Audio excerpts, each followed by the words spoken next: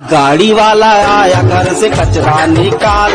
गाड़ी वाला reason arrogant होने का ये भी होता है कि आदमी अपनी सेंस लूज कर देगा ना यार। तुमको तो मम्मी पापा डांट डपट के समझा देते हैं कि बेटा ये चीज़ गलत है वो चीज़ गलत है, उनको नहीं समझाते। उनको समझाते हैं तो फिर उसका गुस्सा वो कहीं और निकालते हैं। जैसे तुम्हारे को मम्मी पापा गालियाँ देते हैं, मारते पीटते हैं, तो दोस्तों के साथ सुट्टा पी करके तुमने बोल दिया भैंचोद क्या यार दिमाग ख़राब हो गया। तुम तो अपने दोस्तों के साथ जा करके बोल देते हो क्या यार भैंचोद, बाप से झगड़ा हो गया, ये नहीं हो रहा, बाप से बन नहीं रही, भैंचोद ये हो रहा है। अब उसको तुमने वो जो एक्टर है वॉनबी स्टार है जो आगे जाके स्टार बनेगा, उसको तुमने गरिया दिया। उसके बाप ने क्या करता रहता है भैंचोद, एक्टिंग सही से नहीं होती है वो। बाप बेटे के बीच में झगड़ा तो होता रहता है, तो उसकी एरोगेंस बहुत बढ़ गई ना। उसकी एरोगेंस, उसके गुस्से ने फ्रस्ट्रेशन की जगह एरोगेंस बन गई। तो सेट पर आकर तानाशाही करता है, काम इतनी देर में होना चाहिए, ये होना चाहिए, वो होना चाहिए, मेरे हिसाब से पिक्चर बनेगी, मैं भगवान हूँ। वो सेट पे उनका एटीट्यूड ऐसे रहता है बड़े सेलिब्रिटीज़ का। वो क्यों होता है? क्योंकि माँ बाप ने बचपन में डांटा। उसका गुस्सा कहाँ निकालोगे? प्रोड्यूसर को सुना रहा है, प्रोड्यूसर दोस्त है उसके सामने रो रहा है, या फिर सेट पे तानाशाही चल रही है। यही मेन रीज़न है कि बॉलीवुड के सेलिब्रिटी ड्रग्स करते हैं। क्योंकि दिन रात जब आप इतना काम करते हो 365 दिन आप कोई ना कोई चीज़ में बिजी हो, तो दिमाग रिलैक्स कैसे करोगे? नस आपकी फड़फड़ करने लगती है, तो कैसे करोगे? आपको इंग्लिश बोलनी आती नहीं है, तो अध्यात्म, स्पिरिचुअलिटी, योगा वगैरह ये सब चीज़ें तो आउटडेटेड है। वो तो सोशल मीडिया पे डुप्लीकेट कूल बनने के लिए हैप्पी योगा डे, वो क्या है फिर? कुछ नहीं है। अब शिल्पा शेट्टी से योगा सीखोगे, राजकुंद्रा उसका बॉर्न वीडियो बना रहा है, ऐसे तो योगा का हाल है। योगा में समाधि भी होती है, उस तक तो सब कभी साल ले जा नहीं सकते। योगा पतंजलि योग सूत्र से नहीं सीखनी योगा, वो बहन जो पता नहीं कोई पावर योगा, हॉट योगा, जो पता नहीं कौन सा वेद शास्त्र में लिखी है। कोई कहीं नहीं लिखा है पावर योगा, हॉट योगा, कहीं कोई वेद पतंजलि योग सूत्र में नहीं है। तो ये सब नहीं होगा तो फिर आप साइकेडेलिक्स लोगे। साइकेडेलिक्स कुछ भी हो सकता है, महंगे। आप डीएमटी ले सकते हो, आप एलएसडी ले सकते हो, क्योंकि जब आप ये लेते हो आप अपनी एक अलग रियलिटी बनने में चले जाते हो। जब साइकेडेलिक्स लेते हैं तो एक अलग रियलिटी में चले जाते हैं। मतलब जैसे कि आपको ऐसा लगता है कि आपके शरीर से आपकी आत्मा बाहर निकाल दी। अगर ये पेड़ है और मैंने एलएसडी ले ली, तो मुझे लगेगा कि इस पेड़ में से एक और पेड़ निकल रहा है, या पेड़ या हवा में घूम रहा है। ये चीज़ें महंगी आती हैं, तो इसीलिए जाहिर सी बात है ज़्यादा काम करना पड़ता है, ज़्यादा फीस करनी पड़ती है, इसीलिए ज़्यादा महंगे भी होते हैं हम लोग। और इसका मेन रीज़न ये होता है कि तुम्हें अगर अपनी रियलिटी से एस्केप करने की ज़रूरत पड़ रही है ड्रग्स लेकर के, तुम्हारी खुद की रियलिटी बहुत घटिया है। अगर तुमको नशा करना है फ्रस्ट्रेशन निकालने के लिए, तुम सिगरेट पी लो, शराब पी लो, तो गवर्नमेंट के द्वारा लीगल है। तुम्हें इलीगल क्यों करना है? इलीगल करने का मेन रीज़न यही होता है, क्योंकि अगर आप सिगरेट पियेंगे तो आपको कुछ महसूस नहीं होगा, आप बस करेंगे और नीचे झाड़ के आप निकल लेंगे। पनवाड़ी के पास आप जाएंगे, भैया कितना हुआ? हाँ ये 20 रुपये ले ले। लेकिन जब आप एलएसडी करते हैं तो आपको आउट ऑफ बॉडी एक्सपीरियंसेस होते हैं, कुछ ऐसे साइकोलॉजिकल इफेक्ट होता है, कुछ रसायन आपके दिमाग में, कुछ केमिकल रिएक्शन होता है आपके ब्रेन के अंदर। आपकी पूरी लाइफ आपके आगे रिवाइंड हो जाती है। एक बंदे ने बोला कि मैंने डीएमटी ली तो मेरे बचपन से लेकर आज तक 30 साल का मैंने अपनी सारी ज़िंदगी देख ली। वो 60 साल का था। एक एक लम्हा, एक एक पल मैंने वापस जिया, और जब मैंने टाइम देखा तो खाली 4 मिनट बीते थे। मतलब 30 साल की ज़िंदगी उसने 4.5 मिनट के अंदर अपनी देख ली, और उसको एक एक पल दिखा अपनी ज़िंदगी के जितने भी इंपॉर्टेंट उसके दिमाग में थे। और उस आदमी का आईक्यू बहुत हाई था। जो स्टीफन किंग था, स्टीफन किंग एक बहुत बड़ा, जो इट मूवी है ना अंग्रेज़ी, उसकी नॉवल पे बेस्ड है। तो वो इतना कोकेन लेता था कि वो अपने कान नाक के अंदर, वो अमेरिका में तो बहन जो सारी ड्रग लीगल है, सरकारी चूतियाँ वहाँ की, तो सारे वो अपने नाक के अंदर वो रुई ठूसता था। बोला क्यों? क्योंकि वो इतनी कोकेन लेता था कि नाक से ब्लड आने लग गया उसके।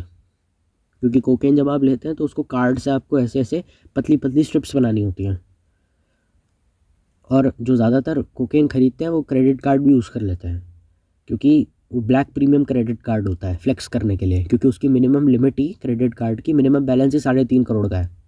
ब्लैक कलर का क्रेडिट कार्ड आता है और उसकी कोई लिमिट नहीं है। मतलब अगर वो कार्ड आपको चाहिए तो 3.5 करोड़ रुपये आपको खर्च करने पड़ेंगे। ज़्यादातर सेलिब्रिटीज़ अपने पास वो ब्लैक कलर का कार्ड लगते हैं, और उसमें से कोकेन स्नॉट करते हैं। कोकेन की पहले लाइनें बना के फिर उसको खींचते हैं अंदर अपने नाक से, इनहेल करते हैं, फिर इंजेक्शन या टैबलेट्स के फॉर्म में लेते हैं। क्योंकि वो जो क्रेडिट कार्ड है ना, उसकी पहचान क्या है कि एक तो वो लीगल है और दूसरा उसकी कोई लिमिट नहीं है, जितना मर्जी पैसा भैंसों निकालते रहो। जैसे कि 3.5 करोड़ रुपए तो चाहिए ही मिनिमम उस कार्ड को, मिनिमम बैलेंस उस कार्ड में होना चाहिए, तभी वो कार्ड मिलेगा। अमीरों के लिए होता है वो कार्ड, गरीबों के लिए नहीं होता है। और उसकी कोई लिमिट ही नहीं होती, जितना मर्जी निकालना निकालो। आमतौर पे जब आप नॉर्मल निकालते हैं तो 20,000 रुपये, 25,000 रुपये, 10,000 रुपये लिमिट होती है, और 500 के नोट आपको मिल जाते हैं, गड्डियाँ मिल जाती हैं। वो जितना मर्जी निकालना है उतना निकालो। अब उसको यूज़ करने का तरीका थोड़ा अलग होता है। वो स्विस बैंक होता है ना, जैसे ब्लैक का पैसा रखने के लिए, ये अमीरों का स्विस बैंक है। अमीरों का अगर स्विस बैंक है जहाँ काला धन रखा जाता है और उसके बदले आपको बैंक को पैसे देने पड़ते हैं, तो काला धन निकालने के लिए, कैशलेस होने के लिए थोड़ा क्रेडिट कार्ड यूज़ करना पड़ेगा और नकली पैसा भी खरीदा जाता है। जो डार्क वेब से सारी चीज़ें आती हैं ये, और साइकेडेलिक्स भी डार्क वेब से आ जाते हैं। जब आपको रियलिटी से बाहर निकलना है तो फिर रियलिटी घटिया है इसीलिए तो निकलना है, और रियलिटी आपकी घटिया क्यों है? क्योंकि आपने वो सेंस लूज़ कर दी। बच्चे को इतना लाड प्यार से अगर घर में पालोगे, उसे दुनिया भर की सारी लग्जरीज की आदत डालोगे, तो बच्चा बच्चा बिगड़ेगा ही। उसकी जगह तुम भी होते तो ये करते। लेकिन लोगों को शर्म नहीं आती 4 पैसे की कि हर्ष बेनीवाल के वीडियो जो उसने माल वर्सेस दारू लिखा था उसके नीचे लिख रहे होते हैं कि आपने तो हमारे हॉस्टल की सारी यादें ताज़ा कर दी। हर्ष बेनीवाल को कह रहे हैं। अब उसने चलो वीडियो बनाना था बना दिया, अब उसने कैसे बनाया मुझे नहीं पता, उसको कैसे पता, शायद हो सकता है वो भी गांजा लेता हो। लेकिन उसने सारी बातें करी क्यों और उसने वीडियो ऐसा बनाया क्यों? तो तुमने अगर लिखा है कि आपने हमारी सारी कॉलेज की यादें ताज़ा कर दी कि हम माल फूका करते थे, तो शर्म तो एज अ ऑडियंस आपको भी आनी चाहिए कि आप बॉलीवुड के सेलिब्रिटीज़ को गालियाँ दे रहे हैं ड्रग्स के लिए। अरे तुम सस्ते नशे कर रहे हो, महंगे कर रहे हैं, इसमें क्या गलत है भाई? तो मुझे समझ में नहीं आती बात ये, क्योंकि जब आप अपनी सेंस लूज़ कर देते हो ना, सिंपली बिकॉज ऑफ एरोगेंस, क्योंकि हेटरेट बहुत ज़्यादा बढ़ जाती है। आप कमरे के अंदर बैठे हो, 4 लोग आपको जज कर रहे हैं। कॉफ़ी विद करण में देखा नहीं है क्या होता है? करण जौहर कितना जजमेंटल है, ये कैसे गंदे कपड़े पहने हैं, अरे कितने गंदे लग रहे हो, my god who is he looks so tacky, oh my god his makeup is so bad. सारी ज़िंदगी इस गंदे माहौल से एस्केप करने का क्या तरीका है? समझदार आदमी तो यही कहेगा कि भाई माहौल को बदलो, लेकिन समझ की तो कोई जगह है नहीं। पीआर टीम गधे की तरह सर पे चढ़ाई जा रही है। अब आदमी के अंदर एरोगेंस नहीं आएगा, बाप से गालियाँ खा देगा। बाप ही घर में दारू पी करके नौकरों पे हाथ उठा रहा है, बाप जगह जगह जगह जा जाके भैंचो अफेयर कर रहा है, क्योंकि पैसा आपको दिमाग ख़राब कर देता है। And when you lose the sense of what is right और रॉन्ग, तो आप अपनी समझ के हिसाब से चीज़ें करते हो। आप अपने आप में जीना चाहते हो। अगर मेरे को लगता है मेरे को बलात्कार करना है, किसी का खून करना है, तो मैं करूँगा, क्योंकि मुझे सही लग रहा है। मुझे फ़र्क नहीं पड़ता कानून क्या कहता है, समाज क्या कहता है, लोग क्या कहते हैं। और यही थिंकिंग एरोगेंट अमीर आदमी की हो जाती है। या फिर आप अपने कनेक्शंस का इस्तेमाल करके बॉलीवुड के सेलिब्रिटीज़ को हायर कर सकते हैं, क्योंकि ज़्यादातर अमीर बिजनेसमैन के पास ही सेलिब्रिटीज़ जाते हैं। वो अमीर अमीर बिजनेसमैन तो बॉलीवुड के एक्ट्रेसों को रांड की तरह इस्तेमाल करते हैं। उनकी यह औकात है बॉलीवुड के एक्ट्रेस की। इतनी ज़्यादा एक्ट्रेस इसीलिए बॉलीवुड में होती हैं। भाई रंडी अच्छी क्वालिटी की होनी चाहिए ना। मैं बड़ा बिजनेसमैन हूँ, अब मैं थोड़ी जीबी रोड थोड़ी जाऊँगा, मैं इतना गधा थोड़ी हूँ, मैं यॉट पे थोड़ा चुसवाऊँगा अपना। लेकिन समाज को इज्जत देने के लिए, क्योंकि हीरोइन हर हफ्ते इतनी ज़्यादा क्यों? अरे हीरो तो गिने चुने ही है टॉप के। टॉप का हीरो कौन है? अजय देवगन, शाहरुख खान, सलमान, आमिर और ये रणवीर कपूर। अब एनिमल के बाद हो गया। तो हीरोइनें इतनी सारी क्यों है? लड़कियाँ इतनी ज़्यादा क्यों हैं? और लड़कियों को ही जब आप मीडिया में कहीं निकलते हुए देखते हैं तो पीछे से लड़की की बैक दिखा देते हैं। कई बार ऐसे रील्स आपको मिल जाएंगी इंस्टाग्राम पे, लड़की जा रही होगी और पीछे लिखा होगा हु इज शी। या आपके मन में आता नहीं है कि सेलिब्रिटी इतने ज़्यादा नंगे फ़ोटो लेकर के, अजीब से रिवीलिंग कपड़े पहन करके पब्लिक अपीयरेंस क्यों देते हैं? जाहिर सी बात है जो सेलिब्रिटी कपड़े पहन रहा है उसके घर के तो होंगे नहीं। मतलब एक्सपेंसिव ब्रांड्स वो ओन कर सकते हैं, लुई विटॉन, प्राडा वगैरह, पर वो कपड़े डिज़ाइनर देता है। तो डिज़ाइनर जानबूझ के 55 साल की एक आंटी को जो रिटायर हो गई है रिवीलिंग साड़ी में क्यों पहना रहा है? आपके मन में कभी आया नहीं? उन्हें अच्छे से पता है बेटा तेरी एक्टिंग देखने से तो तुझे पब्लिसिटी मीडिया में मिलेगी नहीं, तेरा कुछ और दिखाकर ही तेरे को पब्लिसिटी दे देते हैं। क्योंकि वो रिटायर हो गई इंडस्ट्री से, 55 की हो गई है, अब कौन काम देगा? गिना चुना मिलता है। बुढ़ी औरत को वैसे भी बुढ़ों के लिए इंडस्ट्री है नहीं। उसको रिवीलिंग ब्लाउज़ पहना दिया, बैकलेस, एकदम बिल्कुल बैकलेस। और वो जो ब्लाउज़ है ना वो छोटा है जानबूझ के, मतलब ऐसा है कि 2 कदम चलो तो साला खुल जाए पीछे से, और बरा पहना नहीं उसने। और ऐसे पीछे उसकी रील बन रही है इंस्टाग्राम पे, रील अपलोड हो रही है और पीछे लिखा हुआ है हु इज शी, गेस करो। और नीचे लोग कह रहे क्यों? तो उसके पीछे का रीज़न यही है कि बेटा देख, तेरा एक्टिंग देखकर तो तुझे काम मिलने वाला नहीं, अब तेरा कुछ और देखकर ही तेरे को काम दिलवा देते हैं। एक्स वीडियोज़ पे तेरे वैसी बेंचो वीडियो हमने डाल रखे हैं। एक्स वीडियोज़ पे उसका एक्टर्स का नाम टाइप करा, 40 रिवीलिंग फ़ोटो आ गई वहाँ पे। क्योंकि करिश्मा दिखा करके तो हम तुम्हारी लाइमलाइट दे नहीं सकते, तो चूती दिखा करके अपनी लाइमलाइट ले लो भैया, और कोई दूसरा रास्ता नहीं है। वो नंगे तुम्हारे सामने डिज़ाइन, वो डिज़ाइनर की सोच है, वो लड़की की सोच नहीं है। वो औरत कैरेक्टरलेस नहीं है जो छोटे कपड़े पहन रही है, वो डिज़ाइनर की सोच है। इसीलिए बॉलीवुड एक्टर्स को, एक्ट्रेसेस को ऐसे रिवीलिंग कपड़े पहना करके अचानक से अजीब से कपड़े बना के भेज देते हैं कि ये क्यों कर रहा है ये। उर्फ़ी जावेद की बात नहीं कर रहा हूँ मैं यहाँ पे, उसका तो पता ही है कि पता ही है बहनचोद तेरा एक्टिंग में तो कुछ होना नहीं है, तो तू कुछ और ही दिखा करके फेमस हो जा। उसी के बारे में बात करो, चूत और बुब्बे, बुब्बे या चूचे जो भी है। इसीलिए जानबूझ के उनको रिवीलिंग कपड़े पहनाते हैं कि तुम यही देख के इनको फॉलो कर लो। इसी बहाने फॉलो तो करो, कम से कम 40 दिन में कम से कम 2-3 बार मुठ तो सही से मार पाओगे। इसी बहाने फॉलो तो कर लो। और यही उनकी पीआर का काम होता है। उनकी पीआर ऐसे बिहेव करती है कि भैंचोद हम तो भगवान है कहीं के, वो भले ही लाइफ में शरीफ होंगे। क्योंकि जब आपको बहुत ज़्यादा स्टारडम मिलता है और ऊपर से लोग आपको सर पे चढ़ा देते हैं और आपको ये पता नहीं है कि ऑडियंस आपके बारे में क्या सोचती है, तो एरोगेंस, घमंड तो आ ही जाएगा बहुत ज़्यादा, आपका नया नया दिमाग ख़राब हो जाएगा। ऊपर से अगर कोई आपको हड़काएगा तो आप भी उसको बोलने लगोगे कि हाँ भैंचोद अपनी औकात में रहे। घमंड से सीधा एरोगेंस और फिर बहुत ज़्यादा गुस्सा आएगा अगर कोई उल्टी सीधी हरकत करेगा, क्योंकि आपको अलग रखते हैं, एक अलग समाज में रखते हैं, एलिटिस्ट सोसाइटी में अगर आपको रखते हैं और इतना एलिट सोसाइटी में रखते हैं कि आपका पूरा कनेक्ट टूट जाता है ऑडियंस से, बिल्कुल कनेक्ट टूट जाता है। आप 360 लाइफस्टाइल जीरो ऑडियंस से बिल्कुल। आपको क्या पता मिडिल क्लास आदमी क्या होता है, इसीलिए अतरंगी ऐसी पिक्चरें बनती हैं। सारा अली खान ने हगा है पूरी पिक्चर में, उससे डायलॉग भी नहीं बोला गया। क्यों? क्योंकि आपके अंदर वो कैपेबिलिटी नहीं है उस कैरेक्टर को स्टडी करने के लिए। आप सिर्फ रिच अमीर कैरेक्टर कर सकते हो। ज़्यादातर स्टार किड्स की फिल्में भी इसलिए अमीर होती हैं कि इसको कंफर्ट जोन में पिक्चरें दो, ज़्यादा गरीब पिक्चर की माँ चोद दे गए हैं।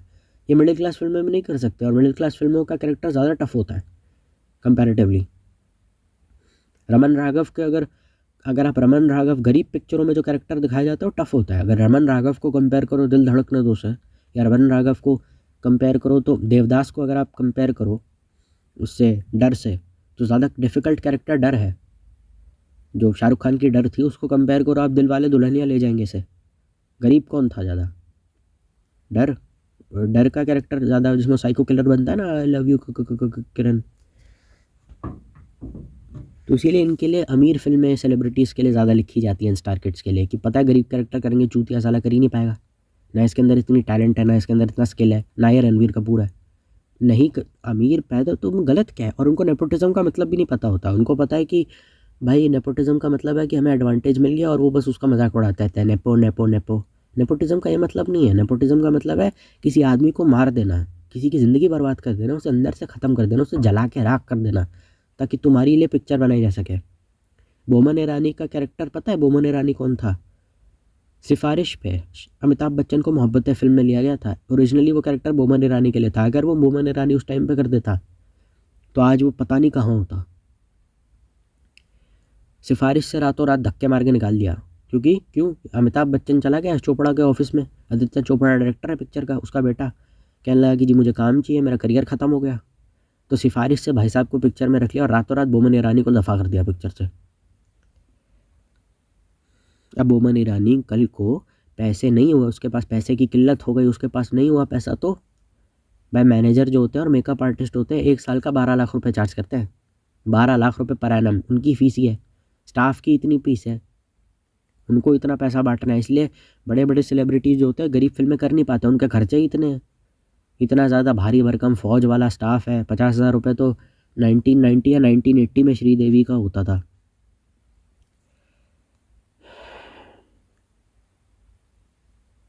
पहले 90s के दौर में ये सब चीज़ें इसीलिए नहीं होती थी क्योंकि उसका पीछे का रीज़न ये है कि तब फिल्में कमाती थी। मतलब अगर मैं 90s की फिल्मों का कलेक्शन देखूँ, मैं तेरे सामने विकीपीडिया खोल के देख रहा हूँ, मैं अभी खोलता हूँ। कभी खुशी कभी गम आया क्या? एक मिनट रुक जा, नेट नहीं आ रहा।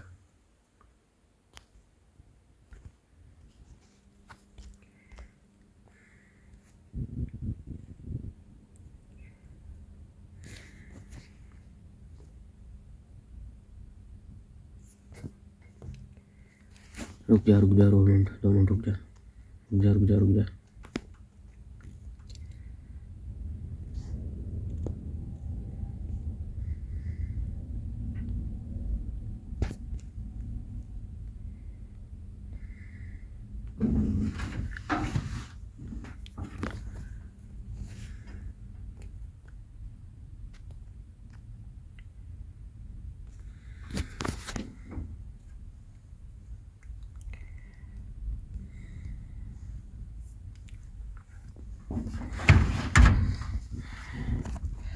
और मेन रीज़न कहीं ना कहीं एक्टर्स की बढ़ती हुई फीस भी है, क्योंकि उनको पैसा कमाना है, पैसा बचाना आता नहीं है यंग जनरेशन को। पैसा उड़ाओ, जेंजी जनरेशन है, तो कहीं ना कहीं पैसा बहुत उड़ाते हैं लोग, बहुत ज़्यादा फालतू खर्च करते हैं, इसीलिए ज़्यादा पैसा मांगना पड़ता है फिल्मों का। और मेन रीज़न ये है कि पहले के ज़माने में जो 90s में फ़िल्में बनती थी उनमें 2 से ढाई करोड़ के अंदर आप सारी फ़िल्म की स्टार कास्ट को ले लेते थे। 1 करोड़ में पहले पिक्चर बन जाती थी 1980s में। आनंद आनंद देसाई ने वो बनाई थी, आमिर अकबर एंथनी, मनमोहन देसाई ने 1 करोड़ में बनाई थी। अभी 90s का दौर आ गया तो 2 से ढाई करोड़ हो गया। 2004-5 तक भी सिचुएशन काफ़ी ठीक थी जब कभी अलविदा ना कहना आई। जैसे ही 2010 हिट हुआ उसके बाद बकवास सारी शुरू हो गई, क्योंकि तब सलमान खान आ गया, सलमान खान का भाईचारा आ गया। सलमान खान के बाद स्टार्स ने अपनी फ़ीस एक्सपोनेंशियली इंक्रीज़ करी, एक साल में 10-10 करोड़। एक साल में 2013 में 10 करोड़ है, 2020 में सेम एक्टर 20 करोड़ का हो गया क्योंकि फिल्म हिट हो गई। और प्रोडक्शन हाउस को एग्री करना पड़ता था क्योंकि इंडियन ऑडियंस सिर्फ स्टार को देखने जाती थी। उस टाइम पे कोई बुक माई शो नहीं था, उस टाइम पे कोई जियो नहीं था, कोई इंटरनेट नहीं था। 2011-12 में तो उतना कुछ भी नहीं था, बस नए नए स्मार्टफोन आए थे उस टाइम पे, तो कहीं कुछ नहीं था इस टाइम पे। तो बात माननी पड़ेगी एक्टर की। छोटे नए नवेले एक्टर को अगर बनाएंगे, और एक्टर जो था मतलब ऐसा होता है कि 100 करोड़ रुपए फीस लेता है और 250 करोड़ के राइट्स भी आपके बिकवा देते हैं। शाहरुख खान कम से कम करता है तो वो डिज़र्व भी करता है। बाकी सारे तो ऐसे हैं कि मतलब 100-150 करोड़ रुपए फीस ले लेंगे, पिक्चर ने कमाया कितने 200 करोड़, और पिक्चर को कह दिया प्रॉफिट में है। तो कैसे प्रॉफिट में भाई? और ऐसा क्या कर देगा वो स्टेज पे जाकर के? कौन सा मोहनलाल हो रहा है बिल्कुल ही, कौन सा दिलीप कुमार हो रहा है जो उसको 150 करोड़ मिल रहा है? मेरी ये भी नहीं समझ में आता। इसलिए प्रोड्यूसर कभी खुश नहीं रहते, क्योंकि पहले के टाइम पे अगर फिल्म ने 100 करोड़ कमाए, इन्फ्लेशन को जोड़ करके 100 करोड़ कमाया, 2.5 करोड़ में हीरो आ जाएगा और पूरी फिल्म की कास्टिंग हो जाएगी 4 करोड़ में, जिसमें आपके actor, villain, background artist, theatre artist, character artist सब आ जाएंगे। कैरेक्टर आर्टिस्ट या सपोर्टिंग कास्ट सारी आ जाएगी। पूरी फिल्म की कास्टिंग 4 करोड़ में, डायरेक्टर को मिले 10 करोड़, प्रोड्यूसर को मिले 10 करोड़, और बाकी बचा हुआ क्रू था तो उसको भी अच्छे पैसे मिलते थे। तो राइटर को टाइम मिलता था कहानी अच्छे से लिखने के लिए। पैसा जो होता है बहुत अच्छी मोटिवेशन होता है, इंट्रेंसिक और एक्सट्रिंसिक मोटिवेशन होता है। जब पैसा अच्छा मिलता है तो आदमी अच्छे से लिखता है। अब सारी फीस जो है हीरो ले जाता है, तो 300 करोड़ फिल्म का है तो 200 करोड़ तो वही डकार गया, बचा हुआ 100 करोड़। अब 100 करोड़ में से 2 करोड़ 2.5 करोड़ प्रोड्यूसर को बचता है, और 2 करोड़ 2.5 करोड़ में क्या ढंग की पिक्चर बनाएगा वो? इसीलिए वो फाइनेंसर ढूंढता है बाहर से। पहले नहीं होता था ऐसा, पहले कुछ पैसे में पिक्चर बन जाती थी। राइटर को अगर कम पैसा मिलेगा तो अच्छी पिक्चर कहाँ से लिखेगा? इसीलिए राइटर 4 काम और पकड़ लेता है। आज धर्मा की फिल्म लिखनी है, कल YRF की लिखनी है, कल आदित्य चोपड़ा की लिखनी है, परसों मनमोहन देसाई की लिखनी है। ऐसी 4 पिक्चरों को पकड़ लेगा एक साथ। एक साथ 4 फिल्मों में काम करोगे, पिक्चर घटिया बनेगी भाई। सीधी बात है, प्रियादर्शन ने जो फिल्में बनाई थी वो हिट क्यों थी? क्योंकि उनको लिखने में टाइम लगता था। राइटर की कमी हो गई है इंडस्ट्री में, अच्छे राइटर नहीं बचे आज की डेट में। पहले के राइटर होते थे सलीम जावेद, NN सिप्पी, क्या ज़बरदस्त राइटर थे वो। उनको भी कहाँ पैसे मिलते थे पहले, लेकिन अच्छे मिलते थे। अर्ली 2000s में भी अच्छा खासा माहौल था, पैशन था लोगों के अंदर। अब सारा पैसा जब हीरो ही ले जाएगा, और हीरोइन को भी कुछ पैसा नहीं मिलता था, मैक्सिमम 40 करोड़, हीरो लेता है 100 करोड़, 150 करोड़। तो फिर भी अब देख रहे हो ना कितना मेजर वास्ट डिफरेंस है। हीरोइन को 10 साल के बाद निकाल देते थे। अर्ली 2000s के बाद जितने भी विलन थे इंडस्ट्री में सबको निकाल दिया। क्यों? ताकि स्टार किड्स को लॉन्च किया जा सके। जगह बनाने के लिए इंडस्ट्री में जगह खाली भी तो करनी पड़ती है। जितने बड़े बड़े कलाकार रहे थे, इतने बड़े बड़े कैरेक्टर एक्टर रहे थे, क्यों निकाल दिया उनको इंडस्ट्री से? अरे वो विलन ख़त्म हो गए ना इंडस्ट्री से। अरे विलन ख़त्म हो गए इंडस्ट्री से तो चलो ठीक है, उनको और भी काम दिया जा सकता है कि सपोर्टिंग कास्ट में रोल दे दो। उनको वो भी नहीं दिया। इतने सारे विलन थे अपने टाइम के, मुकेश, ऋषि, आशीष विद्यार्थी, इन सबका करियर ख़त्म कर दिया। क्यों? क्योंकि तब विलेन की ज़रूरत नहीं, तो माँ चुदाओ अपनी, जाओ न भागो। ये सब साउथ में जाके फिल्में कर रहे हैं और वहाँ से अपना गुजारा कर रहे हैं। उनके बच्चे आज भी तरस रहे हैं कि हमको लॉन्च कर दो, हमें एक चांस दे दो। उनको कोई नहीं मौका दे रहा। उसके पीछे का क्या रीज़न है? उसके पीछे का रीज़न ये है, और ऐसा नहीं था कि खाली विलन अच्छा करते थे, कोई भी किरदार दे दो बहुत अच्छा करते थे। लोगों ने इनको पसंद करा, हर किरदार में पसंद करा, खाली विलन में नहीं, हर किरदार में। आशुतोष राणा के साथ भी यही हुआ। क्यों मनोज बाजपेयी फ्लॉप हो गया? सत्या के लिए उसको अवार्ड मिला, इतना क्यों नहीं चल पाया? वो यही रीज़न है, क्योंकि विलन अर्ली 2000s में ख़त्म हो गए थे। और अर्ली 2000s में ये आशुतोष राणा संघर्ष में था, ये मनोज बाजपेयी, इनकी सत्या आई थी अर्ली 2000s में, या 1999 में कौन आई थी। तो ट्रेंड ख़त्म हो गया, तो इंडस्ट्री ने इनको सबको हटा दिया। ये सब बेरोज़गार हो गए। क्यों? ताकि कुछ चूतियों को लॉन्च किया जा सके, आलिया भट्ट और वरुण धवन जैसे लोगों को लॉन्च किया जा सके।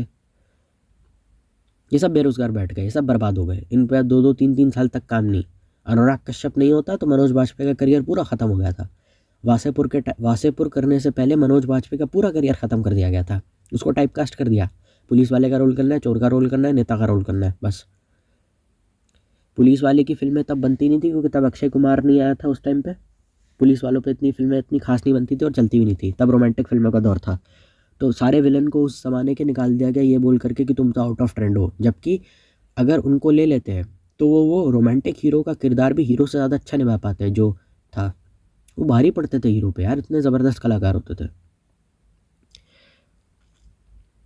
पहले राइटर को भी अच्छे पैसे मिलते थे, सबको अच्छे पैसे मिलते थे। प्रोडक्शन हाउस के पास मैक्सिमम पैसा होता था, तो प्रोडक्शन हाउस को फाइनेंसर्स के पास जाके धक्के नहीं खाने होते थे कि पिक्चर बना दो हमारी। फिल्में दिल से बनती थी पहले यार, अब नहीं बनती वैसी। और मेन रीज़न इन सब बच्चों का एरोगेंसी है। हमारे बाप ने हमें मार पीट के पाला है। मतलब सीधी बात है कि जब आपके अंदर पावर आ जाती है ना, तो आपका नया नया दिमाग ख़राब हो जाता है। ऊपर से आपकी पीआर आपको डिल्यूजनल स्टेट में लेकर के चलेगी कि सर आप ही हो महान, जबकि है कुछ नहीं। तो उसके अंदर इतनी एरोगेंस आई कहाँ से? वो इसीलिए आई क्योंकि उसको लगने लग गया कि मैं तो रॉबर्ट डिनेरो हूँ। अब जाहिर सी बात है, जब आदमी प्रोफेशनल होता है तो उसका गुस्सा भी बहुत ज़्यादा होता है। आपके ऑफिस में अगर आप अपने बॉस को देखोगे, बहुत गुस्सा करता है। क्यों करता है? वो प्रोफेशनल आदमी है। बॉस बनने के लिए तो मेहनत लगती है। मैनेजर चूतिया है, रांड है मैनेजर। लेकिन बॉस जो होता है वो स्किल से बनता है। जब आप अपनी स्किल डेवलप कर लेते हो तो आपका गुस्सा भी उसी लेवल का हो जाता है। लेकिन अगर आपके अंदर स्किल ही नहीं है और आपको बता दिया गया कि आपके अंदर स्किल है, आप बहुत बड़े महान कलाकार हो, तो गुस्सा डेवलप हो गया। सही चीज़ के लिए गुस्सा करना शुरू कर दिया। जब बात एकदम चूतिया है लेकिन हर कोई माने जा रहा है क्योंकि हाँ भैया आप स्टार किड हो, आपको मुँह पे बोल नहीं सकते कि आप क्या चीज़ हैं, तो लोग मानने लग गए। अब आपके अंदर घमंड भी आ गया थोड़ा, क्योंकि जाहिर सी बात है मेरी चलती है सेट पे, मैं तो राजा हूँ सेट का, मैं जैसा करूँगा वैसे ही चलेगा। मैं 7 बजे आ जाऊँगा, जबकि कहानी के हिसाब से 12 बजे शॉट लेना चाहिए। मैं 7 बजे आ जाऊँगा, बोलूँगा शूटिंग शुरू करो।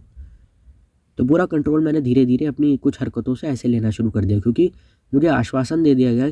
मेरी पीआर ने क्या किया कि मुझे बता दिया मैं दुनिया का सबसे महान कलाकार हूँ, जबकि मुझे घंटा एक्टिंग के नाम पे कुछ नहीं आता है। मेरे आसपास के लोगों ने मुझे सर पे चढ़ा लिया, ऑडियंस ने मुझे सर पे चढ़ा लिया, जबकि मुझे आता कुछ नहीं है। ऑडियंस ही चूतिया, उसको ही नहीं पता क्या देखना क्या नहीं। लेकिन मुझे सर पे चढ़ा दिया तो मुझे सब समझ में आ गया, मुझे सब पता है। मैं घमंडी हो गया, घमंडी हो गया। और फिर गुस्सा भी आने लगा। अब गुस्सा आएगा तो जाहिर सी बात है नॉर्मल तरीके से थोड़ी आएगा। जब आप बिना सोचे समझे एक अथॉरिटेटिव पोजीशन पे चले जाते हैं तो सारी गंदी चीज़ें आपके साथ होती हैं। तो फिर गुस्सा आएगा तो क्या करोगे? गुस्सा आने पे गाली देना शुरू कर दी, फिर मारपीट शुरू हो गई, भाषा गई, गाली गलौज से भरी फिल्में आने लग गई, मारपीट करना शुरू कर दी सेट पे। कुछ तुम छोटे एक्टर हो, साले चुप रहो, घमंडी हो गए हमने, बदतमीजी करना शुरू कर दी। कोई भी बड़ा बंदा हो, थप्पड़ मार दिया, थपेड़ दिया, बिगड़े हुए शहजादे बन गए। और इंडस्ट्री में इतनी सीनियर है, इतनी पकड़ है, इतनी प्रोड्यूसरों से जान पहचान है, अगर सब ने निकाल कोई ना कोई काम भैंचो देता रहता है हमें, तो उनकी मजबूरी का फ़ायदा उठाना शुरू कर दिया कि बड़ा घर होना चाहिए, मेरे को तो बड़ा घर चाहिए, ये चाहिए। रॉबर्ट डिनेरो का भी तो बड़ा घर था ना, तो मुझे भी लग्जरी चाहिए। इसीलिए धड़ल्ले से फीस बढ़ना शुरू हो गई, क्योंकि अमेरिका में ही माना जाता है कि जो अच्छा एक्टर है उसको दबा के मतलब नंगा नहला देते हैं पैसों में। उनकी वैने देखो, आपका दिमाग ख़राब हो जाएगा।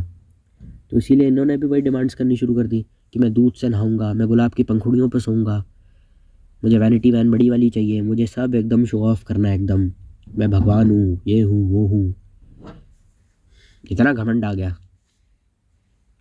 और पब्लिकली इन सबको एक्नॉलेज करने की हिम्मत नहीं। घमंड आ गया तो ईगो जो था वो बहुत ज़्यादा बढ़ गया। तो अगर कोई हल्की सी भी गुस्ताखी कर दे, हल्का सा भी नाराज़ कर दे, तो शान में गुस्ताखी हो गई। इसीलिए लोगों का करियर ख़त्म करने पर आ गए। फिर लोगों का करियर ख़त्म करना शुरू किया, क्योंकि भाई मैं बहुत बड़ा आदमी हूँ ना, मेरे को गुस्सा करने की हिम्मत कैसे की इसने, औकात क्या है बेस की, माँ की चूत, इसकी करियर ख़त्म करो। और मैं दिन भर अगर किसी एक्टर ने मेरे साथ बदतमीज़ी कर दिया, मीडिया में मेरे लिए गंदा कोई बयान दे दिया, तो दिन भर वो चीज़ मेरे दिमाग में घूमे जा रही है, जबकि वो इतनी इंपॉर्टेंट है नहीं। लोग आपको गालियाँ देंगे, just accept and move on. पर उसकी ईगो इतनी ज़्यादा है कि उसने बोला बदला तो मैं लूँगा, और बदला लेने के लिए मैं किसी भी हद तक चला जाऊँगा। उसके दिमाग में था कि मुझे बदला लेना है, लेकिन एक फ्रेमवर्क के अंदर बदला लेना होता है ना। जैसे बदला लेना है तो उसका मजाक उड़ा दिया, उसको पीट दिया, उसको थप्पड़ वप्पड़ मार दिया, लेकिन फिर भी उसका मन नहीं भरा क्योंकि उसको ईगो बहुत बड़ी थी। तो फिर उसने गुंडागर्दी पे उतर आया, और जब जैसे वो गुंडागर्दी में उतरा, फिर उसने अपनी सेंस लूज़ कर दी, क्या सही है क्या गलत है, and then he became an animal. और यही कहानी है। इसीलिए सेलिब्रिटीज़ एरोगेंट होते हैं ज़्यादातर, क्योंकि उसे लगने लगा कि भाई मैं ही भगवान हूँ, जैसा मैं चाहूँगा इंडस्ट्री वैसी चलेगी। मेरा कंट्रोल इंडस्ट्री पे बढ़ता चला गया, क्योंकि मैं अपने हिसाब से चीज़ें करने लगा। मुझे देख करके बहुत सारे लोग मेरे से इंस्पायर्ड होते थे, मेरी सक्सेस से, मेरे जूनियर सीनियर, वो भी ऐसी हरकतें करने लग गए। तो फिर पूरी इंडस्ट्री में जब बल्क में लोग एक तरीके की हरकत करते हैं तो मास लेवल पे उसको एक्सेप्ट कर लिया जाता है। तो एरोगेंस को एक टूल की तरह यूज़ कर रहा हूँ, टूल की तरह मैं यूज़ कर रहा हूँ अपने स्टारडम को प्रोटेक्ट करने के लिए। भाई माल फूकने से तुम क्रिएटिव नहीं हो जाओगे। क्रिएटिव आदमी माल फूकता है जोन में जाने के लिए, लेकिन उसके लिए क्रिएटिव होना पड़ता है। ढक्कन आदमी अगर माल फूकेगा जो दिमाग से पैदल है तो अपनी माँ बहन करवा देगा। जो ड्रग्स अगर लेनी भी है, अगर यही सवाल है कि सेलिब्रिटीज़ को ड्रग्स लेनी चाहिए या नहीं, तो बहुत सारे ऐसे लोग हैं वो खुद ही कह देते यार जब तक मैं गांजा नहीं पीता तब तक मेरा फोकस ही नहीं बनता, मैं कहानी नहीं लिख पाता, मैं क्या करूं। रिक्शे वाले से गांजा मंगाया, गांजा पीता है बहन जो 20 पन्ने लिख दिए हमने। तो उनको जोन में जाने के लिए गांजा फूकना पड़ता है या कुछ नशे करने पड़ते हैं। तुम्हें आता कुछ है नहीं, ढक्कन हो तुम, साले एक नंबर के, ऑडियंस तुमको गालियाँ दे रही है, तुम्हारी पीआर ने तुमको सर पर चढ़ाया हुआ है, और तुम मैं जो गांजा ले रहे हो तो तुम तो चूतिया महाचूतिया हो जाओगे। और स्टीफन किंग बनना पड़ेगा ना तब जाके कोकेन लेना। स्टीफन किंग बन तो जा पहले, और वो जो भी कर रहे हैं सारे नशे लीगली कर रहे हैं। तुम्हारा तो भाई जो इलीगल नशे चल रहे हैं यहाँ पे। बिकॉज जब आप अपने सही गलत के बीच की सेंस को लूज़ कर देते हो, आप कानून भी की बात भी मानना नहीं बंद करते। इतने सेलिब्रिटीज़ पे दिन रात केस होते रहते हैं। कानून को अपने हिसाब से बेंड करना शुरू कर दिया उन्होंने, कानून को अपने हिसाब से बेंड करना शुरू कर दिया। जो चीज़ें इलीगल है वो भी करना शुरू कर दी। कास्टिंग आउट हो रहा है ज़बरदस्त, नेपोटिज्म हो रहा है ज़बरदस्त, सिगरेट शराब और गांजे का सेवन हो रहा है ज़बरदस्त, सारे नशे हो रहे हैं। क्यों हो रहे हैं? क्योंकि मुझे सही लगता है गांजा पीना, मैं मानता हूँ ऐसा कि औरतों को छोटे कपड़े नहीं पहनने चाहिए। अब मेरी सोच है ये, मान के चल लेते हैं। अब कानून की माँ की चूत कानून की किसको पड़ी है? कानून मेरे लोड़े पे। मैं 10 जज खरीद लूँ दिल्ली के, इतना पैसा है मेरे पे। कानून की माँ की चूत। If I have the ability to manipulate the law all by myself simply because of the power and the fame I carry, अगर मैं जेल चला गया दंगे हो जाएंगे पूरी दिल्ली में, पूरा बम्बई बंद हो जाएगा, बिल्कुल शिवसेना की सरकार गिर जाएगी। मैं तो खुदा हूँ भाई, भगवान हूँ मैं। तुम रेस्टोरेंट में चले जाओ मेरी फिल्म के गाने बजेंगे, तुम एयरपोर्ट पर चले जाओ मेरी फिल्म के गाने बजेंगे, तुम गाड़ी की डिलीवरी करने जाओ तो बहनचोद मेरे रेडियो पे मेरे गाने बजेंगे, तुम किसी लड़की के घर में चले जाओ तो मेरी उसकी किताब मेरे पोस्टर होंगे, मेट्रो स्टेशन चले जाओ वहाँ मेरी फिल्म के पोस्टर लगे होंगे, मेट्रो स्टेशन में भी मेरी ऐड होंगी, तुम यूट्यूब खोलो मेरी ऐड होंगी, तुम टीवी खोलो मेरी ऐड होंगी, तुम अगर चैनल चेंज करके सास बहू का सीरियल देखो तो उसमें उसके बाद मेरा ही रियलिटी शो आने वाला है जिसका मैं होस्ट हूँ। तुम सिनेमा के पर्दे पे जाओ, सिर्फ मैं हर जगह ही हूँ, मैं सितारा हूँ, मैं हर जगह हूँ, तो मैं भगवान हूँ, मैं खुदा हूँ। भगवान कुछ नहीं है, मैं चुदा हट। इसीलिए एरोगेंस आता है, क्योंकि उसको इनॉर्मस पावर इतनी दे दी ना, और इतनी देनी नहीं चाहिए थी। जानने वाले लोग बेटा पहले ही कह करके चले गए थे कि जितना मनोरंजन करोगे जीवन में तुम उतने हारे हुए होगे। ये 20 घंटा दिन में नेटफ्लिक्स चाटने से कुछ तो मिलने वाला है नहीं। एक डोपामीन हिट मिल सकता है पर इसका कोई मतलब है नहीं। और जानने वाले ये बोल करके चले गए थे कि जितना जीवन घटिया होगा उतना मनोरंजन की मांग होगी। तुम्हें अगर कोई ऐसा काम मिल जाए जिससे मैं तुम्हारा दिल लगा रहे, फिर तुम्हारे लिए मनोरंजन इतना मैटर नहीं करता। इसीलिए इनको ज़रूरत से ज़्यादा पावर मिल गई, क्योंकि लोग ज़िंदगी इतनी घटिया जी रहे हैं। सबने नौकरी भी ऐसी पकड़ी होती है, उल्टी सीधी गंदी गलीच सी। सबने बहन जो कोर्स भी ऐसा चूतिया सा ले लिया होता है, मुंह दिखाई देखा देखी करके सबने बीटेक और एमबीए के फॉर्म भर दिए होते हैं। इन हैंड सैलरी तो इतनी बोली जाती है, लेकिन जब पहला चेक मिलता है तो लगता है बहन चोत ये क्या हो गया, ये तो कम दिखा रहा है। तो बस सीधी बात है कि जो करोगे गलत ही करोगे। ज़िंदगी जब गलत जी है तो उस बंदे का दिमाग नहीं ख़राब होगा, क्योंकि उसने अपनी सेंस लूज़ कर दी ना, क्या सही क्या गलत है। तो उसको जो सही लगेगा वो करता चला जाएगा। और उसके लिए सही का मतलब क्या है? मतलब आपने सेंस लूज़ कर दी कि क्या सही क्या गलत है। आपको जो ठीक लग रहा है वो कर रहे हो, तो ठीक है क्या? फिर कुछ भी ठीक नहीं है। जो मेरा दिल करे वो ठीक है, जो मेरा नेचुरल इंस्टिंक्ट्स करे, इंस्टिंक्ट्स होते हैं क्या, नेचुरल जो मेरे इंट्यूशन है, बस वही ठीक है, बस। और क्या? लेकिन मैं ऐसा नहीं करूँगा खुले में। मैं खुले में किसी को धमकाऊंगा नहीं, किसी को मारूंगा पीटूंगा नहीं। मैं सब कुछ कोने में करूँगा या अपने लोगों के द्वारा करवाऊंगा, क्योंकि मेरे पे प्रेशर है। आपने कभी नहीं देखा होगा कि दो एक्टर एक दूसरे को माँ बहन की गालियाँ दे के लड़ाई कर रहे हैं। गुंडे भेज के पिटवा सकते हैं, क्योंकि मैं इतना बड़ा बेवकूफ़ हूँ नहीं ना कि मैं वहाँ जाके अपने हाथ गंदे करूँ। प्लीज़। माफिया जो होते हैं वो गैंगस्टर से काम करवाते हैं। गैंगस्टर वो जो होते हैं जो गुंडागर्दी करते हैं सड़क पे। माफिया जो होता है वो गैंगस्टर से काम करवाता है, मार गया इसको, बॉस जो है वो कभी जाके पीटेगा नहीं लोगों को, बॉस पिटवाएगा, क्योंकि उसको जितना तुम पिटोगे उसको सैडिस्टिक प्लेजर मिलेगा उस सबसे, कि साला मुझे दिखा रहा था अब देख, थू बेंचोद। उसको धूल चटाने का मज़ा ही अलग है ना। क्योंकि जब आप सही गलत के बीच की सेंस लूज़ कर दोगे तो आप दुश्मनी भी ऐसे निभाओगे जैसे पर्सनल हो, आप हर चीज़ अपने ऊपर पर्सनली ले लोगे, और क्या। इसीलिए आप दूसरों का करियर ख़त्म करोगे, आप राजनेताओं के पास अपनी फ़िल्म प्रमोट करवाओगे, आप उन्हें कहोगे हमारी फ़िल्म को टैक्स फ्री कर दो क्योंकि मुझे और पैसा चाहिए, मैं चाहता हूँ मेरी फ़िल्म की फ़ीस 300 करोड़ चली जाए, इसीलिए मुझे और पैसा चाहिए। राजनेताओं के पास आप जाओगे, फ़िल्म को टैक्स फ्री करवा दो, दुनिया भर के नशे हो रहे हैं, वहाँ लड़कियाँ बुलाई जा रही हैं, अंडर एज लड़कियों को ग्रूम करके आइलैंड से बुलवाया जा रहा है, मुझे लड़की चाहिए ना, कहीं से भी लेकर आओ। अब कहीं से भी लेकर क्या होगा, क्या मतलब है, सड़क पे कोई लड़की चल रही है, उसको किडनैप कर लिया, उसको ह्यूमन ट्रैफिकिंग के ज़रिए उसके वजाइना को सील दिया और बोला कि 4 दिन बाद पार्टी है, तैयार हो जा, उसको तैयार करके भेज दिया। मर्दानी फिल्म में भी यही होता है। खुद मेरी बीवी खुद किसी की अपने दोस्त की बीवी के साथ सेक्स करके उसको फिल्म दिलवाना, मैं सेक्स करना है ना, जो मुझे करना है वो करना है, बस बात ख़त्म हो गई। अब वो तरीका सही है गलत है मुझे फ़र्क नहीं पड़ता, मुझे सेक्स करना है, मैं अपनी काम वाली के साथ कर लूँगा, मैं अपनी दोस्त की बीवी के साथ कर लूँगा, मैं अपने से 20 साल या 40 साल छोटी लड़की के साथ कर लूँगा, मुझे कोई दिक्कत नहीं है। और हॉलीवुड में यही होता है। एप्स्टीन आइलैंड के बारे में सुना है तुमने? एप्स्टीन क्यों ऐसा, जेफरी एप्स्टीन क्यों करता है सब? क्योंकि उसके दिमाग में बैठ गया कि जो मुझे करना है मुझे वो करना है, और उसने ये सब करके, जब आप ये सब करते हो तो आपके आसपास के लोग भी सैडिस्टिक होने लग जाते हैं। जानवर यही तो करता है, जो उसको ठीक लगता है वो करता है, तो आप जानवर, जो literally became an animal. Epstein island में भी तो यही हुआ था। हॉलीवुड में बहुत सारे ऐसे लोग हैं कि मुझे ये सही लगता है तो मैं करूँगा, और प्रोडक्शन कंपनी पैसे देती है, फलाने ढिमकाने एक्टर के बारे में बात नहीं करना मीडिया में आकर के, वरना करियर ख़त्म कर देंगे। लोग चुप रहते हैं, क्योंकि जो ज़्यादातर जितना वोकल होता है इंडस्ट्री के बारे में, उसके करियर के उतने लौड़े लग जाते हैं। Kangana Ranaut is the best example.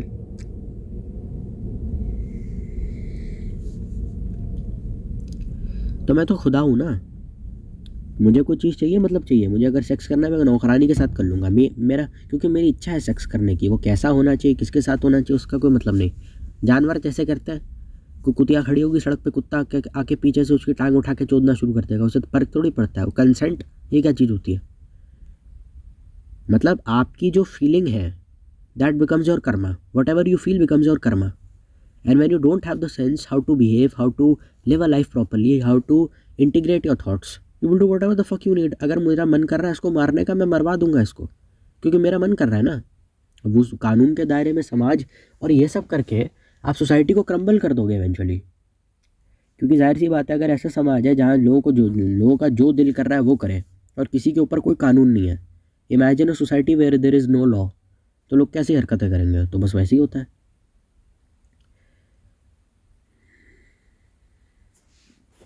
बस यार बंद कर दे।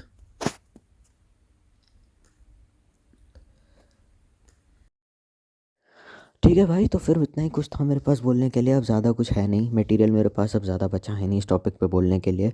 लाइक शेयर सब्सक्राइब अपने हिसाब से तुम लोग कर लेना, एम करता हूँ कम से कम 10 से 12 लाइक्स के लिए। इस वीडियो का मैं एक और सेकंड पार्ट लेकर आऊँगा अगर मुझे इस चीज़ों के ऊपर या किसी भी चीज़ के ऊपर और इन्फो मिलेगी। तो तब तक stay healthy, stay happy and stay safe. Bye.